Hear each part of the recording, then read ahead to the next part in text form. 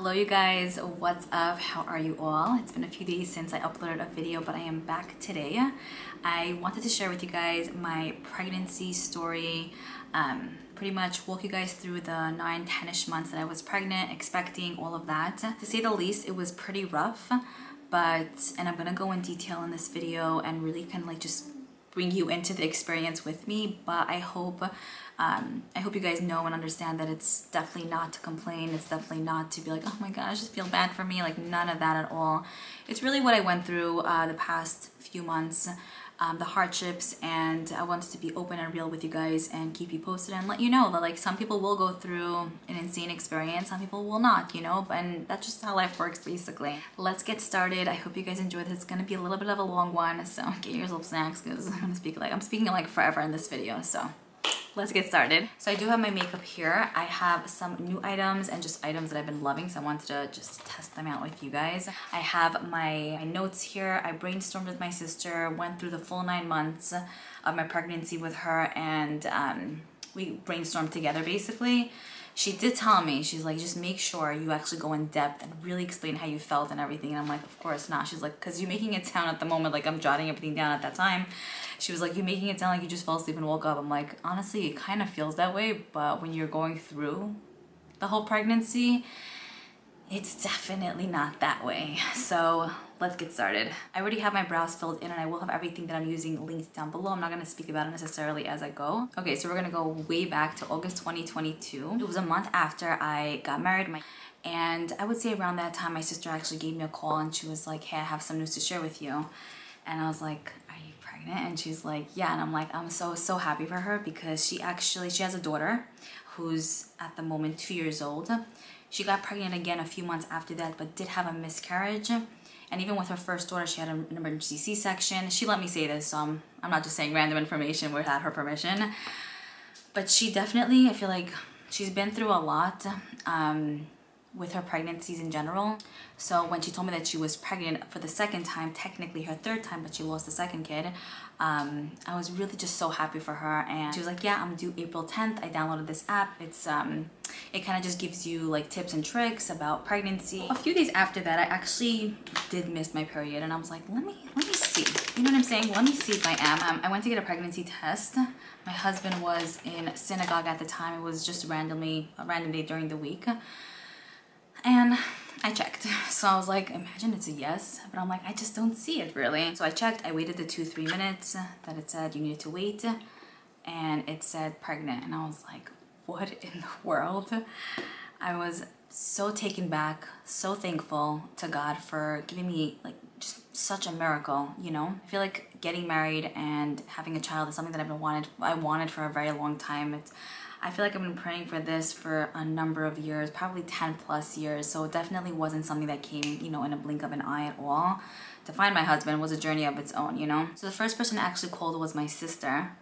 She's like my go-to babe for everything really. So I called her and I'm like, nah, guess what? And she's like, you're pregnant. She's like, no way. And she started yelling. I'm like, can you calm down, please? She's so cute. She was really excited because she's like, wait, you just took your pregnancy test, so when are you actually due? She's like, can you download this app that I told you about and, you know, put in all the information that you need to and see your due date? And I'm like, okay. So I did that. So I got back to her in a few minutes. I told her, you're not gonna believe this, my due date is April 17th. So 7 days after her. And we were just, honestly, it was such a like cool moment to share together with my sister, because it's just like these things don't always happen, and to have her as someone I can hold hands with along this journey was such a huge deal, you know. And looking back, it was just so helpful to have her be pregnant at the same time as me because we really just suffered together, I would say. So then she's like, how are you gonna tell Mikey? And I'm like, I don't know. She's like, don't just tell him, like make it a thing. And I'm like, all right, so what should I do? She's very like good with these kind of things. She's like, I don't know, go to Marshall's or something and get like an outfit and like have him like dig into the bag and pull it out and like kind of be like, wait, what, you know? So I went to Marshall's. I found a newborn outfit actually from Ray Dunn. I thought it was so cute. I also bought a bunch of other stuff as well to put in the bag, so when he kind of like unbags everything, that'll be like the last item in the bag. So I grab everything I need. He comes home from synagogue and I tell him like, you have to check out these really cool items that I found at Marshall's. And sometimes he'll be really into my stuff that I buy from Marshall's, and sometimes he'll be like, I just really don't care. which I think is so funny because, I don't know, it's like, who wouldn't be interested in a marvel? So he sits down, he starts going through the bag. All of the items on top were like body scrubs and just a few other like makeup-y type of items that I bought, and in the bottom of the bag was the outfit that I bought for the baby that was due April 2023. And now, so he was unboxing everything. He's like, oh, really cool, you know, all of that. As he got to that last item, the baby outfit, I gave him a paper, and on the paper it said due April 2023. So he was like, what do you mean? And so I told him like, okay, there's one more item in the bag, and he kind of got it, but like didn't. He didn't want to like jump to conclusions. He takes out the item, and it's a little like onesie of a baby, and he's like, are you pregnant? And I'm like, yeah. And he's like, no way. And we were both like so speechless, and I feel like we were tearing up a little bit. And again, we were just so thankful to God. I know that this is probably the biggest miracle there could ever be. So to be able to, you know, to have that at that time, and to know that I was pregnant, I was just like, I really didn't even know what to say. You know, I was like, I felt so special. I didn't tell anyone else though. I didn't even tell my mom yet. After that, so at that point I was basically like 4 weeks. So I would say I was feeling great. Everything was going well. You know, I was really excited. So I would say once I basically hit almost 5-ish weeks, so a week after I found that I was expecting, you know, I randomly spoke to my sister, and she was telling me how she's just really not feeling well. And I remember with her first baby, she went through it, let me tell you. Her pregnancy was extremely difficult. I remember we used to hang out at times, and she used to come into the car and legit cry, and I never understood. I'm like, I just don't understand.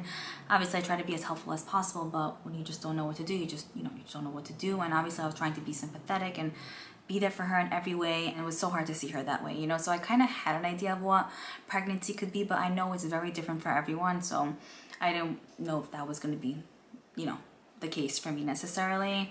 She did end up taking the medication Zofran during her first pregnancy. I know now they don't necessarily recommend it, but it helped her a decent amount at that time. I remember she's like, Liora, do you think I should take this? Like, she was like crying. I'm like, nah, listen, if you really just can't, you know, like she was not functioning normally at all. So she asked around. My sister-in-law is a nurse, so she asked her and a few other people, and they said, listen, if you really need it, take it. And she did. She took it, and it worked really nicely for her. It helped amazingly, and she started feeling much better with her first kid. But now with her second kid, she started like not really feeling the best. She told me it's not as bad as it was with my first child, but I'm still not really feeling too good. But I still didn't understand. I was like, what do you mean? Like, do you want to like go for like a walk, or do you want to do this in the next few days and whatever? She's like, Liora, I'm really not feeling well. And I was like, okay, fine, you know. Little did I know what ride I was about to embark. Let me tell ya. Okay, so back to me. I remember it was a Saturday morning. I was about 5.5-ish weeks, roughly. I'm getting really detailed with the weeks because every day felt like a million years, legit a million years, if you can even like comprehend that. It was Saturday morning. My husband went to synagogue, and I love fruits. I was practically mostly vegan for a number of years before my pregnancy, and I wanted to stay vegan if I could, please. So I remember he went, and you know, I woke up, I was kind of hungry. I felt a drop nauseous, but sometimes that happens to me even if I'm not like expecting. I just wake up and I get up a little bit like nauseous type. Like I just feel like I need to eat something. So I cut up a fresh bowl of strawberries. I mean, who doesn't love strawberries? Ate it, the whole bowl. I was sitting out in front, feeling fine. While you're eating, I feel like you feel okay. It only hits you right after, and you're like, uh-oh. So I'm like sitting there, and I'm like, I kind of feel a little bit nauseous. But I'm like, don't tell when this is beginning for me, because I thought I would be thriving through this pregnancy. I was not. I run to the bathroom, and I literally vomit my life away. Like, away.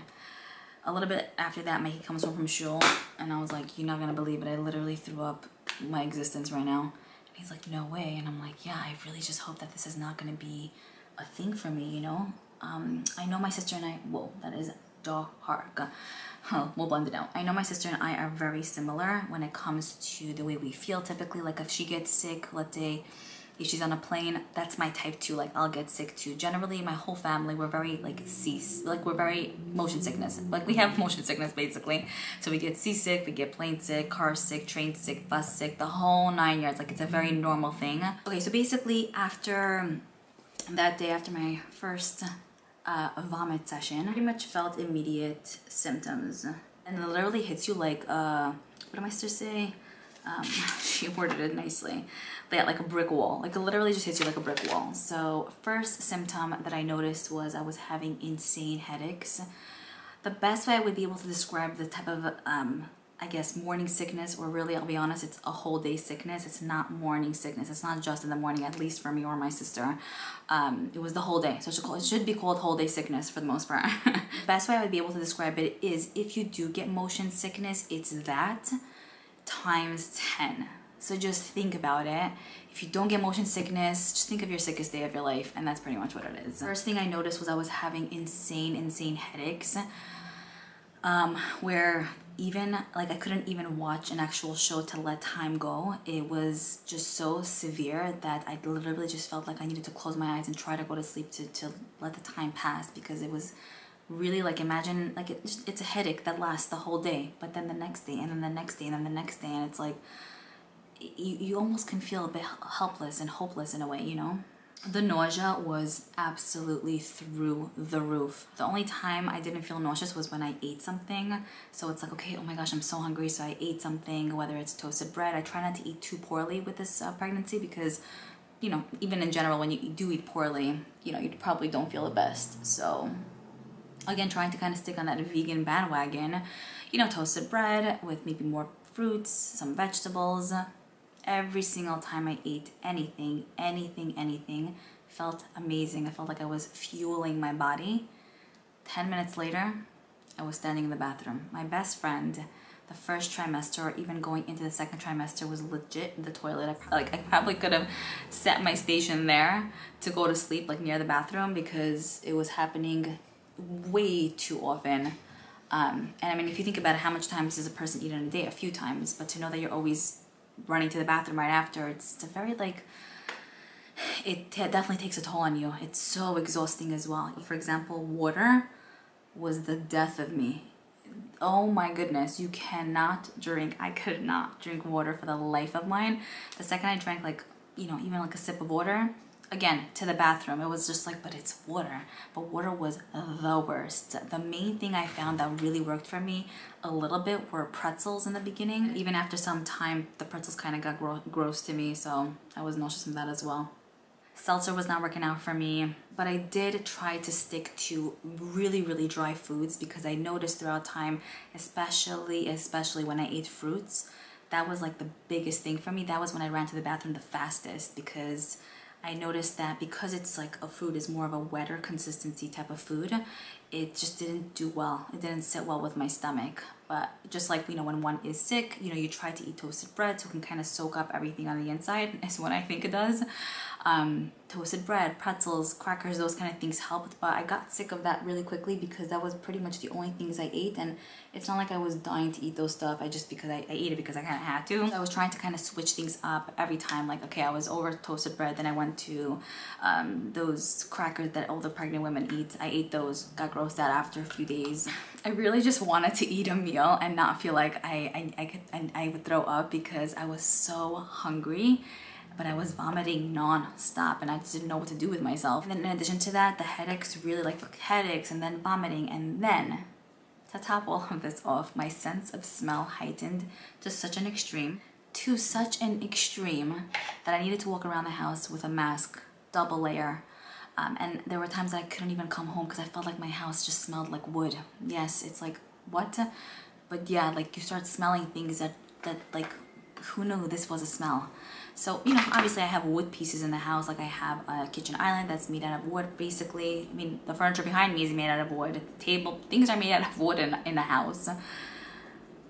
I couldn't smell it. And every time I walked into the kitchen especially and opened up the closets, it had like a coffee scent. Oh, coffee was killer. I didn't drink coffee pretty much most of my pregnancy. So I would say the wood was like number one for me. There were times that I even had to go to my mother. At this point I already did. I told my mother and I told a few other people that I speak to consistently. At this point, I remember I told Mike, I'm like, I really can't stay home. This house stinks. And he's like, I really don't know what you're talking about. And then I told my sister, she's like, I get it. My house also smells. I'm like, what does your house smell like? She's like, I don't know. I have this this cleaning product that I use on the floor, and now the whole house stinks and it's been 2 weeks. And I'm like, I feel ya. You think the person is actually crazy if you can't relate in a way. It's like, what are you saying? But when you could relate, you're like, I totally get it. So my sister completely understood me. She's like, Wood, very interesting that you picked up on that. I'm like, I know. And it got so bad that even the perfumes, the fragrances that I was wearing, I could not wear any fragrances at all. But perfumes that I absolutely loved smelled horrifically disgusting to me, that I was like, how the heck did I even like this? And how did I ever recommend this? But I know I loved it. I couldn't put lotion on. Candles, you can dream about it. You can dream. I went to Target, I smelled a million candles there. I'm like, maybe I'll get rid of this wood smell. Bought super expensive candles for like $30 each. I'm like, let's see if this will actually work. It made my life so miserable.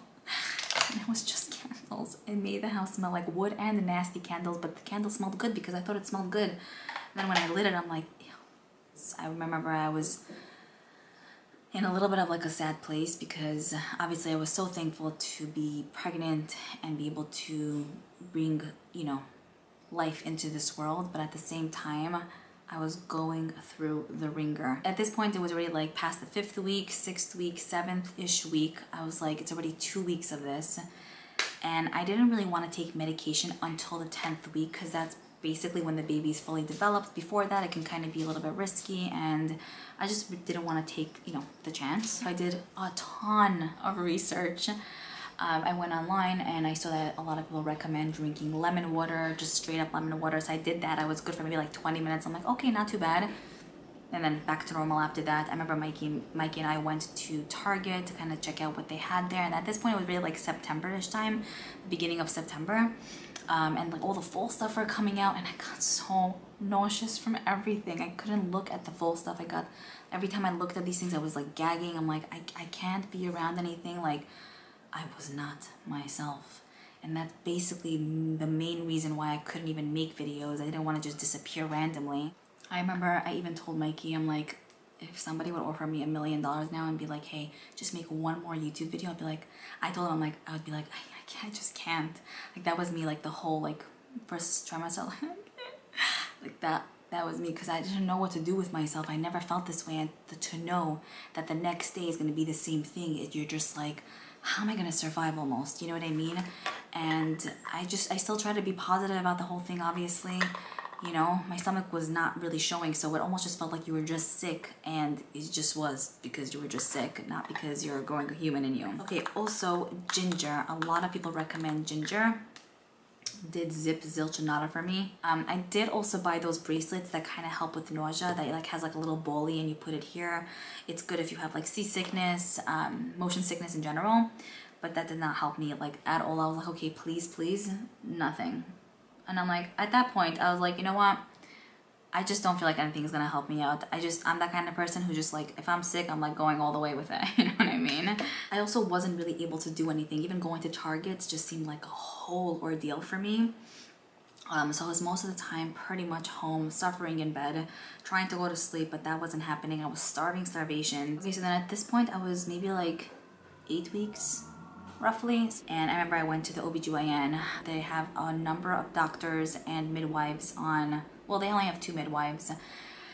So the first time I went to my appointment, I went to a midwife, and she explained to me the difference between a midwife and a doctor. And I felt like my delivery was so far away that it wasn't something that I was thinking about to, like, if I wanted a midwife or an actual doctor. So whatever I was seeing, roundups of doctors, the doctor came into the room and she saw that I was like kind of crying, because I was just crying because I didn't know what else to do with myself. And she comes in, she's like, oh my gosh, are you guys like really excited for the baby and everything? And I'm like, yeah, I'm really excited, but I'm like, I'll be honest with you, I don't know what to do with myself. That's how I was speaking to her. She's like, what's going on? And I was like, I'm just literally throwing up every single day. Like that was my voice also. Like I'm just thinking back and I just felt so bad for myself. And I just feel bad in general for sick people because like I feel like what do they go through daily, you know? So I explained to her everything and I said I don't want to take any medications because, you know, the baby's not fully developed yet. And she's like, I can recommend diclegis, which is basically a medication that's supposed to help with nausea, with vomiting, with headaches. And I was like, you know what, at this point I'm willing to take anything. I remember she prescribed it to me and I did not take it right away because I was still like nervous too. I was like 9-ish weeks and every day felt like a million years. And then almost when I was about 10-ish weeks, I started taking the medication and I have to tell you guys, almost instantly, I was like, what's going on? I felt so much better. The thing is also with medication, I don't like to take medication if I really don't have to. Like even if I have to suffer like a little bit, I'm like, okay, whatever, it's fine, it'll go away. And I'll figure something else out. I'll try to look for natural remedies, but I was already suffering for a number of weeks that I felt like it was an endless journey, that I was extremely, extremely desperate. So I ended up taking diclegis, and I remember the next morning I woke up and I was like to Mikey, I think I feel like 50% better. He's like, okay, 50% is such a huge number, a huge amount. Because every morning before that I was like, hey, I feel like 2% better, or like I feel like negative 20%. Definitely not better than the day before, worse. So I was kind of expressing myself in that kind of way. So when I said I'm feeling 50% better, he's like, oh great, it's actually working for you. And I'm like, yeah. I'm kind of happy, like I feel a little bit like myself. I mean, I still wasn't able to eat that normally. The sense of smell was still very, very irritating to me, but maybe like it was reduced by like 50%, but it was still there. So it was still like hard for me to do much. I remember I took diclegis and I was so in the mood of like a tuna bagel, like Brooklyn tuna bagel. I was like, give that to me ASAP. I remember I ate the whole thing. I was owning it, loving it, just like thriving. After about like, so usually I would throw up like maybe 10-15 minutes after I ate, but with diclegis I kept waiting and waiting and waiting, and I noticed that I threw up like maybe 6 hours after. So it kind of like gave me some time to breathe and actually hold the food down. And honestly at this point I was so thankful to God that, and in general, our bodies work in such miraculous ways that like how thankful should we be to know that we can eat food and have the food stay down. Like we don't think about that at all. But when I was going through this, I'm like, what a miracle. Because billions of things can go wrong every second of our lives, and the fact that something that we take maybe for granted and we don't even realize it's an actual miracle, just, you know, kind of put so much into perspective for me and made me realize that even keeping your food down is the biggest thing ever, because my food was not staying down. I did have a little bit more hope at this point because diclegis was working out pretty nicely for me. And, you know, like I said, I felt a little bit better. I was able to go to my mother. I was able to maybe take a little bit, some walks. I was still avoiding specific foods like a lot of fruits and vegetables. I unfortunately had to remove from my diet because I kept throwing up, and it was, let me tell you, it's not fun to throw up 15 times a day. You know what I mean? And it's like rough throw ups. It's not like in 1 second. It's like a whole ordeal for me. For about a week or so, I was trying to get back to myself, you know, maybe cleaning up around the house a little bit, watching some shows, relaxing, trying to get much sleep that was needed. I actually went to sleep a lot on diclegis, which was great for me because, like I said, I wasn't 100% myself, so I was still going through pains and aches, but the sleep definitely helped because, you know, I slept for 2-3 hours at a time during the day, and it helped let the days pass. And I hate living that way because it's like, you know, but when you're suffering, you really want it to pass, you know. So at this point, I was on diclegis for about 2-ish weeks, and I would say roughly around the 2-ish weeks mark, which at this point I was probably like 11-12 weeks pregnant. I noticed that I, again, kept throwing up more often than I did when I started diclegis, and I was like, what's going on? Like, is this not working for me? Because I thought I was like I was okay with the way I was, definitely better than what I used to be, not 100% myself, but I was better. Besides for the fact that it did allow me to sleep more than usual, the symptoms kind of came back full throttle, and I was like, what is going on? What is going on? So I spoke to my sister, and she said she ended up taking Zofran, and she said that they don't recommend it these days anymore because apparently the baby can develop cleft palate, which means they're born with something like a cut on their lip. You know, obviously I wouldn't want to take that. You know, medications in general do have side effects, but actually diclegis doesn't have really nearly as much, or pretty much doesn't have much compared to many other drugs on the market. So that's why I was comfortable taking that, you know. And I told her, I'm like, I don't know what's going on with me. And she's like, maybe try Zofran, you know, see if that can work. You're already past 10 weeks if you really, really need it. But I still kept taking diclegis, and then there was one day that was, I feel like I'm going in such detail, this video is gonna be like 8 years long. I can't even explain how sick I was. Sicker than I was originally, even before everything started. Probably one of the worst days of my actual life. And so I told Mike, I'm like, I feel like I really need to go to the hospital. And he's like, you think so? And I'm like that was me. Like I wasn't here. I wasn't here. Before that though, I'm like, I want to go to my mother, because I just feel like, you know, when you're with your parents or mom or dad or whatever, like you just feel like a sense of calmness. And she saw me and she was like, whoa, like you look really bad. And I'm like, I couldn't even talk. I told him, like, I think I need to call, like, you know, in the Jewish world, basically ambulance is Hatzalah, is what we have here. So I'm like, you know, I feel like it would be beneficial if I call. I'm like, but if I go to the hospital, can you come with me? And she said, yeah. So I call, they asked me a few questions. They take me to the hospital. The guy in the van was like looking at me like, what's up, girl? But then he was telling my mother that his wife also, she went through like an insane like pregnancy where she was always sick, always throwing up, going to hospitals, like the whole 9 yards. So he's like, you know, it's somewhat normal for some people. Anyway, I get there, they give me a prick on my finger, and I was like, oh, like I don't like needles, I don't like these kind of stuff. And Lydia's like, how do you think you're giving birth? I'm like, honestly, I have no idea. All right, but we'll figure it out once the time comes. And they gave me IV, you know, fluids. I started feeling a little bit better, but then the doctor told me if I want, he can give me Zofran through the IV. And my mother was completely against it, and she was like, no, whatever, you know. She was like about to cry, and I'm like, Ema, listen, I feel like I'm legit about to die right now. How am I supposed to survive? How's a baby supposed to survive? I literally cannot survive. Like I'm like, this is like this seems like the last straw. The second he gave me the Zofran, oh my goodness, I literally felt like I was floating on clouds. I felt so good.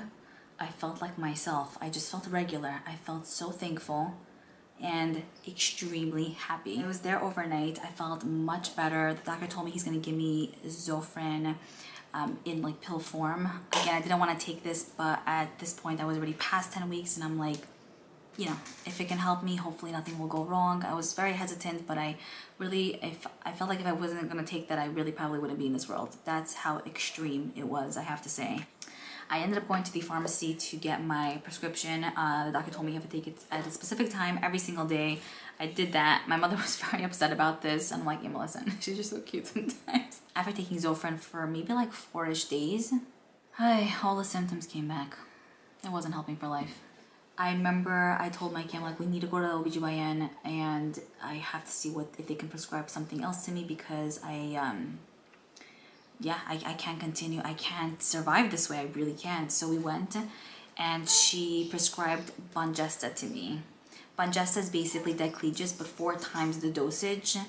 That worked like a charm. I had to take it every single day at night. It was 1 pill. I remember the day after I took Bongesta, I wake up and I'm like to Mikey, I feel 100% better. And he's like, no way. And I was like, I hope it doesn't get worse throughout the day. So I ended up taking it every single night. Here and there, like I still have like little minor headaches, nothing crazy. The scent of smell, like the extreme sense of smell, pretty much went away. And I was able to eat normally. I was able to eat, and that was great. When I ate like crappy foods, like let's say chocolate, or sometimes I ate candy during the pregnancy and stuff. Yeah, I have to get back to my routine. But like when I ate poorly, it affected me, because when you eat poorly in general, like your body is not looking for like unhealthy foods. So it did affect me, and I figured that out as time went on.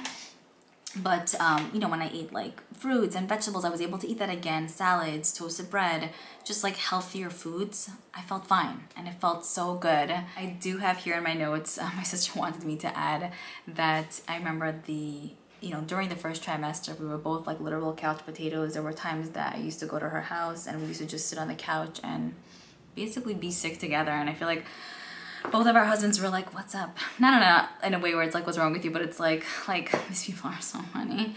But that's how we were able to kind of like cope and get through the day by just being potatoes on the couch.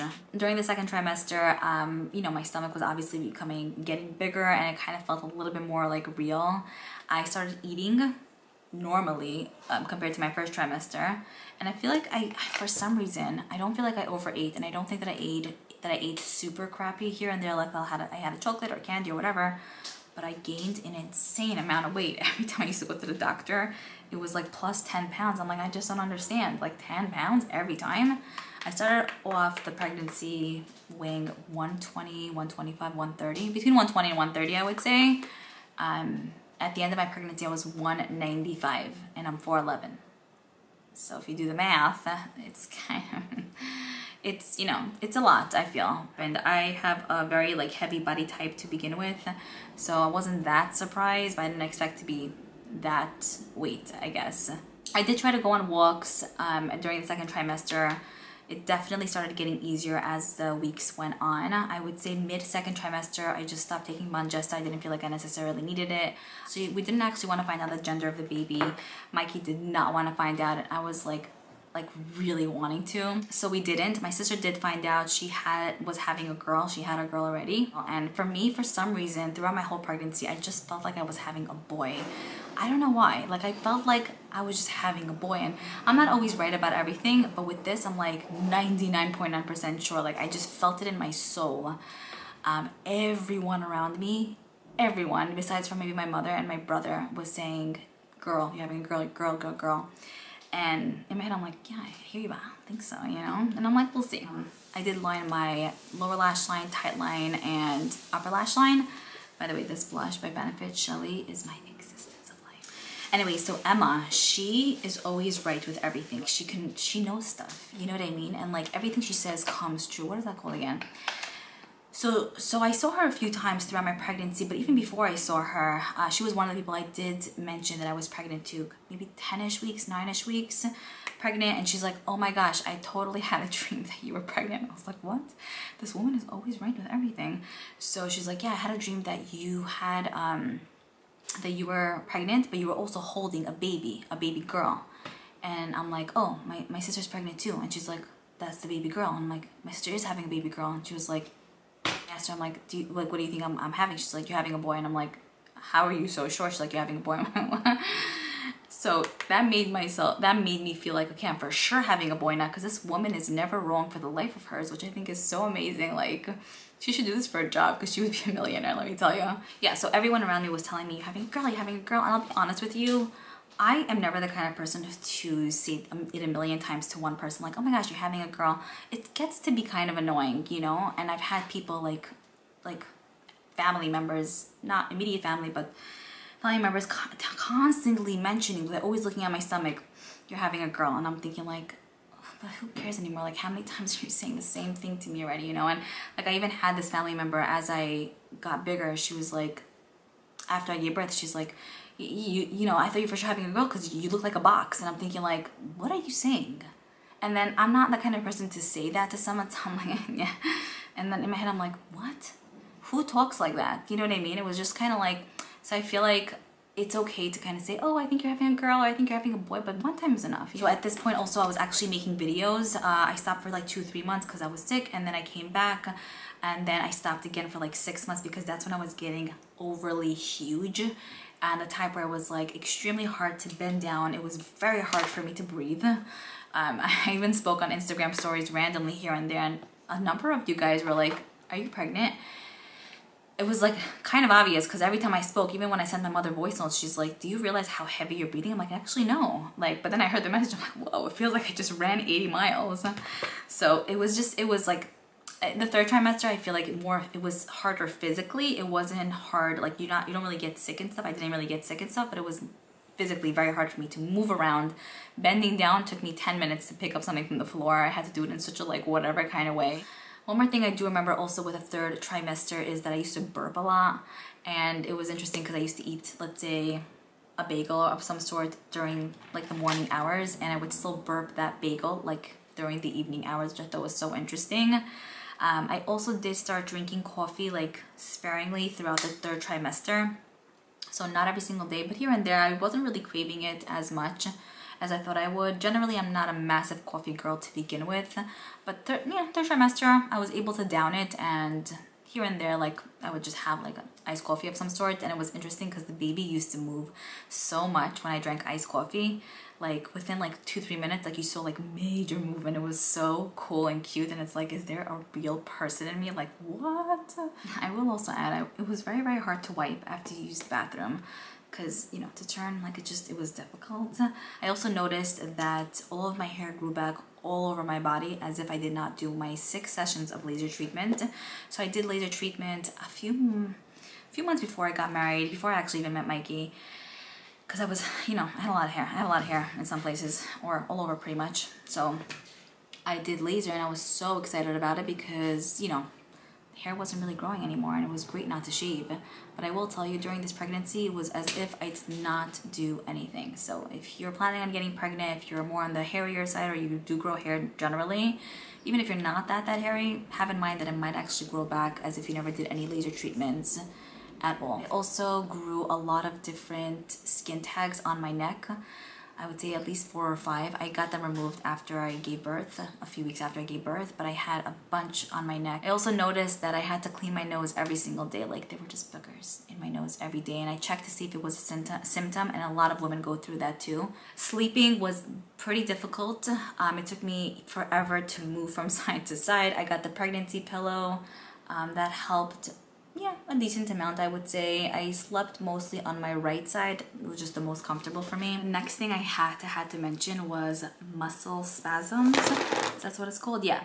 So basically, when you gain a decent amount of weight that quickly, or if you are a little more on the heavier side, like I know my mom, she goes through this as well, one of my brothers too, your muscles on your calves stiffen when you stretch. Like, you know, sometimes in the morning you wake up, you're doing like your full stretch.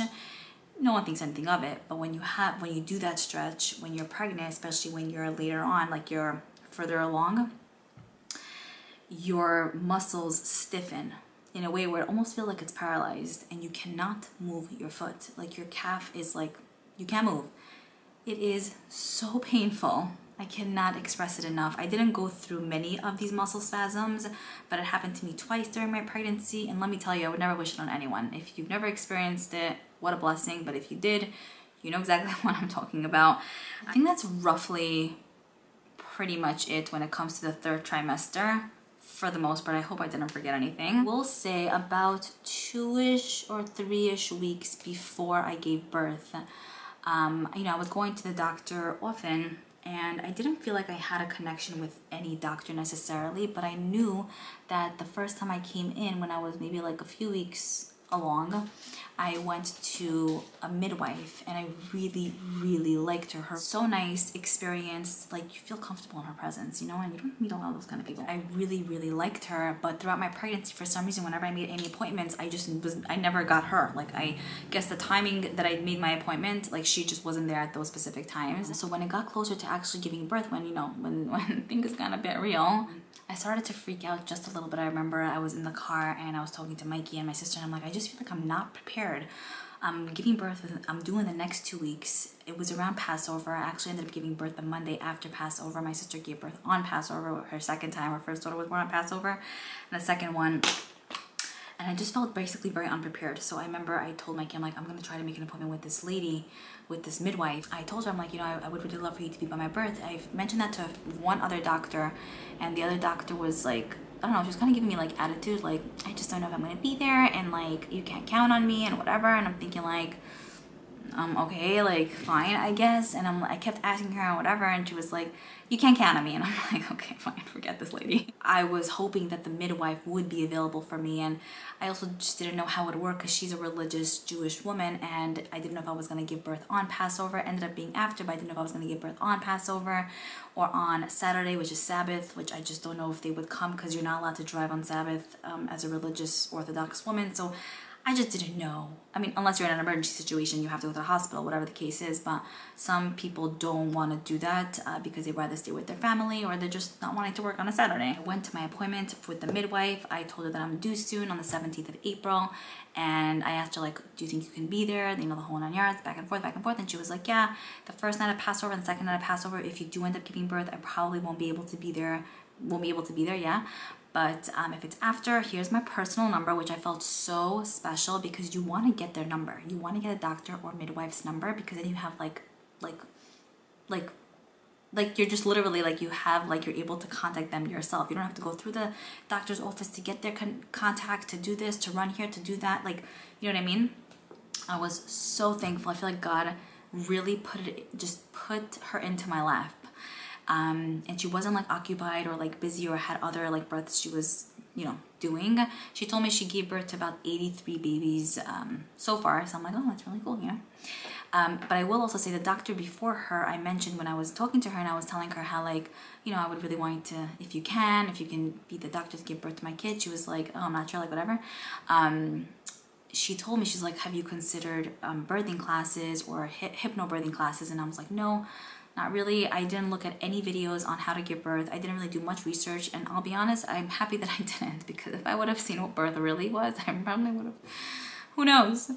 So, and everyone's experience is different, but I didn't want to open that door really. But she recommended I take hypnobirthing classes because she thinks it would be very helpful to me. So I'm like, okay, fine. So later that day, I went into my car, Googled hypnobirthing classes, and I found another Jewish religious woman who does it. So she was in my area. I called her. She seemed like such a sweet lady on the phone. And then I think she was like, even like, do you speak Hebrew? Because I don't know. I said something and she's like, oh, do you speak Hebrew? I'm like, yeah. So we started speaking Hebrew and I was like, great, you know, like feeling I want a connection with her. She told me she gives birthing classes, hypnobirthing classes, but she does it through Zoom. Like, I felt like I could use this to my benefit and feel somewhat prepared. Maybe not watch birthing videos, but hypnobirthing, like how to learn how to breathe and just changing your mindset and being more positive and not being scared and the whole, you know, that whole thing. So I asked her, like, do you do this, like, in person? She's like, no, unfortunately. So I was thinking about it and I just didn't know if I wanted to, you know, do it, I guess. I was like, maybe I'll find something else, but she was so sweet on the phone. I'm like, I'll let you know. She's like, do you have a doula, by the way? And I was like, no, but I was considering getting one. I mean, I spoke to a lot of people before this and they were telling me about their doulas, but I called most of them, but most of them were like, oh, you're so close to being due on Passover that I'm not working on Passover at all and I'm not going to be able to. So I wasn't able to really rely on anyone. I could not accept that answer, obviously. So those didn't work out. Those people didn't work out for me, which is for the best. This lady who was giving hypnobirthing classes, who did not even know who I was like, I actually have a doula who is fantastic. Try to call her. And I was like, she's so nice. Like, she doesn't even know me. And like, she was going out of her way. Like, I don't know. I feel like someone else would be like, okay, bye. Like, I'm hanging up the phone. You're not taking my classes. Bye. So she gave me a doula's number. I called the doula that night. We spoke. I feel like we connected really, really well. She's 32 years old and she has 8 kids. I was like, what? I was like, okay, you have to be my doula. And I liked her vibe. She sounded really like, also very like simple and very like quiet type, but like gets the job done kind of thing. I'm very into those kind of people, I realize. Like people who are just not like, they're not like full of themselves. They're just like very there to help and just very kind and sweet and giving. Like I love that vibe and just I connect really well with those kind of people. So I told her I'm due the Monday after Passover. I'm like, if let's say I give birth on Passover, because obviously the baby could come early or like later and stuff. I'm like, if I give birth on Passover, are you available? She's like, yeah, absolutely, no problem. She did charge $9.50, but I will tell you now that I gave birth, 100% recommend her, love her. And I would say a doula, just she's your cheerleader while you're giving birth. So I would definitely recommend, especially if you connect with someone, it's always so helpful to have someone there who's more knowledgeable on what's going on and who can really like take action, you know? So I pretty much booked her for myself. I ended up seeing her a day or two after I spoke to her. Loved her, super sweet lady. Found out she's a Scorpio as well, so I'm like, okay, maybe that's why I love you. After this, I had one more appointment to the OB/GYN. And you guys are gonna be like, no, why did you do this? So I remember I told Mikey, like throughout the whole pregnancy, I was like kind of like nudging him about finding out the gender of the baby. And he was like, nope, we're not finding out, we're not finding out. And I was like, why am I even listening to you? Let me just find out myself. He's like, you better not, you know? So I didn't. But like a week-ish before I gave birth, I kind of brought it up to him again. And I'm like, can I find out, whatever, whatever? And he's like, whatever, I don't know, do whatever you want, but if you want to find out, find out. So I didn't know he was joking. I took it as something serious. If you're telling me to find out, I'm going to take the opportunity and find out. It might be something silly that I did to find out. I could have probably just waited till I gave birth and been surprised and felt that excitement and like, you know what I mean? Like sometimes when you wait for something so long and then you get it, you're like, oh my God, I'm so happy I waited. But I don't regret it, to be honest. So I remember I went in and I asked the doctor, I'm like, you know, what's the gender of the baby? And she was like, it's a boy. And I was like, and then I started crying and I was like, no way, no way. I'm like, I felt it in my heart and I felt it in my soul. It felt just so nice. And I was like, okay, Emma is gonna be so like thrilled that she's right about this too. And I'm like, hey, Emma again, she was right. She just knows. I hinted it to Mikey a day or two after I found out. He's like, don't tell me. And then I ended up telling him, and then he started crying. He's like, no way. And I was like, I know, it's so crazy. So I threw on the wig, but that is pretty much the story, the full 411 on my pregnancy. I will say the journey was a pretty tough one. I'm not gonna say it wasn't. And looking back, obviously, like I would have loved to enjoy it more than I did, but it was pretty rough on me. It doesn't take away from the fact that, you know, I appreciate everything, even the hardships. Looking back, it's like you appreciate life so much more, because a lot of times in general, when you get something that's really worthwhile or something that's just so special that you cherish, a lot of times those things come with pain along the way. It's like, I'm so happy with the outcome. I'm so happy with how everything turned out. And it was definitely, you know, a ride, but I really, like, it still doesn't take away from the fact that I really appreciate what I have now and the fact that I was able to have a son, you know what I mean? Definitely want to share with you guys a labor and delivery story. With that one, I'm probably gonna go even more in detail because it pretty much just happened maybe like almost three-ish months ago. I'm gonna have more of a clearer vision of everything. With the pregnancy story, I pretty much shared everything, but I'm sure there's like one or two things that I probably left out, but for the most part, that's pretty much the gist of it. I hope you guys enjoyed this. I hope you found it like entertaining or helpful or just enjoyable to watch and listen to, and I'm looking forward to your comments down below. I will see you guys in my next one.